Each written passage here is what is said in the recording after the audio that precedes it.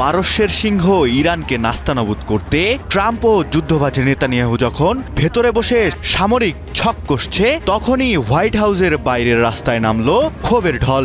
যুদ্ধ ও রক্তপাতের বিরুদ্ধে ফিলিস্তিনপন্থী সাধারণ মানুষ থেকে শুরু করে বিভিন্ন ধর্মীয় সংগঠনের শত শত বিক্ষোভকারীদের প্রতিরোধ কাঁপিয়ে তোলে ওয়াশিংটনের রাজপথ।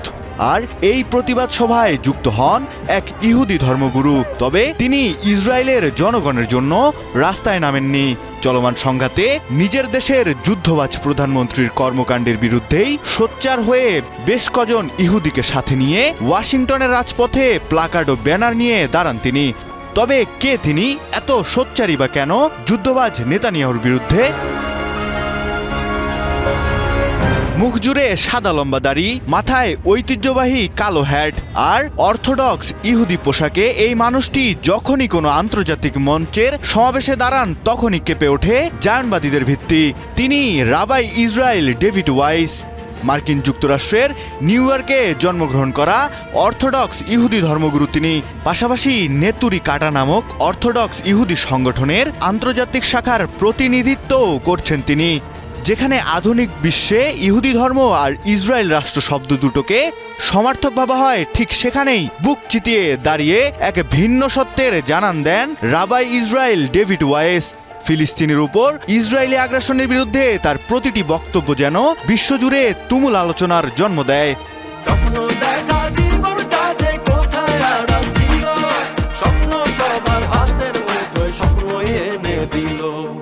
দখলদার ইসরায়েলি প্রধানমন্ত্রী বেনিয়ামিন নেতানিয়াহুর হোয়াইট হাউস সফরের ফলে তীব্র ক্ষোভের পারদ জমে ফিলিস্তিনপন্থী বিক্ষোভকারীদের মাঝে। রাজনৈতিক ও সামরিক শক্তির হুঙ্কারকে বুড়ো আঙুল দেখিয়ে পরাশক্তি দেশের দুই নেতার বৈঠকের মাঝেই ওয়াশিংটনের রাজপথে এক কাতারে সামিল হয় ভিন্ন ভিন্ন ধর্মের শান্তিকামী মানুষ। সেই প্রতিবাদ সভায় গিয়েছিলেন ইহুদি ওই ধর্মগুরু। গিয়েই শুধু ক্ষান্ত হননি তিনি, স্পষ্ট জানিয়ে দেন নিরীহ মানুষদের ওপর নিপীড়ন আর হত্যাযজ্ঞ চালানো আর যাই হোক ইহুদি ধর্মের শিক্ষা হতে পারে না। আনাদোলু এজেন্সির প্রতিবেদন অনুযায়ী হোয়াইট হাউসের চারপাশে কঠোর নিরাপত্তা থাকলেও 28 জুলাই বিক্ষোভকারীরা ফিলিস্তিনের পতাকা উড়ান এবং ইসরায়েলকে যুক্তরাষ্ট্রের সামরিক সহায়তা বন্ধের দাবিতে ব্যানার উঁচিয়ে ধরেন। বিক্ষোভকারীদের কারো কারো ব্যানারে লেখা ছিল ইসরায়েলকে অস্ত্র দেয়া বন্ধ করুন, আবার কারো কারো হাতে এমন সব প্লাকার্ড দেখা যায় যাতে লেখা ছিল নেতানিয়াহু একজন যুদ্ধ অপরাধী।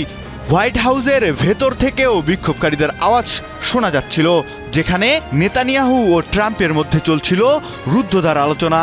ধারণা করা হচ্ছে ইরানের সঙ্গে যুক্তরাষ্ট্রের সম্ভাব্য যুদ্ধ এবং বৃহত্তর আঞ্চলিক নিরাপত্তা ইস্যুগুলো এই বৈঠকের মূল আলোচনার বিষয় ছিল।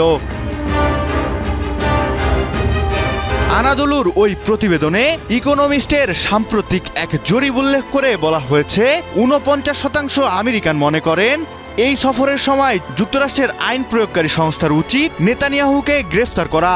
এর মাঝে 2024 সালে প্রেসিডেন্ট নির্বাচনে ট্রাম্পকে ভোট দেওয়া 23% মানুষের মতামত রয়েছে। জরিপে আরও উঠে আসে 47% আমেরিকান মনে করে যুদ্ধবাজ নেতানিয়াহু যুদ্ধ অপরাধের জন্য দায়ী এবং তার কর্মকাণ্ড যুক্তরাষ্ট্র ইসরায়েল সম্পর্ককে ক্ষতিগ্রস্ত করছে। এছাড়াও গাজা উপত্যকায় দখলদার ইসরায়েলের চালানো গণহত্যা এবং দখলদার ইসরায়েলের কাছে পারমাণবিক অস্ত্র থাকার অভিযোগ নিয়ে উদ্বেগ বাড়ছে আমেরিকানদের মাঝে।